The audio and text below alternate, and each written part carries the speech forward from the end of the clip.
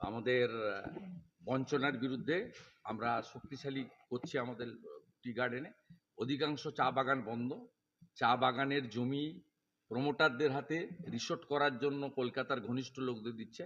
কলকাতার লোকেরা, দক্ষিণ কলকাতার লোকরা চা বাগান দখল করছে। আদিবাসী, গোর্খা, রাজবংশী তাদের অধিকার কেড়ে নিচ্ছে।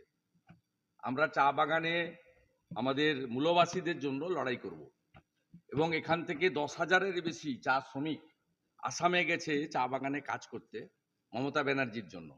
তাই আগামী 23 তারিখ কালচিনির সুভাষিনী ময়দান বা পার্শ্ববর্তী এলাকাতে আমাদের চা বাগান শ্রমিকদের মাধ্যমিক পরীক্ষার পরে বড় কনভেনশন হতে চলেছে।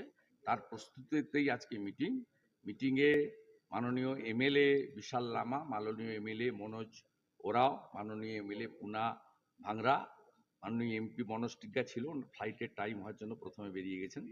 আর আমাদের ex MP, ex minister Dashrath Tirkey, আমাদের এক্স এমএলএ শুক্রা মুন্ডা এবং আমাদের দুজন ইম্পর্টেন্ট লিডার লুইস কুজুর এবং যুগল ঝা, এরা সকলে ছিল, শঙ্কর ঘোষ সহ।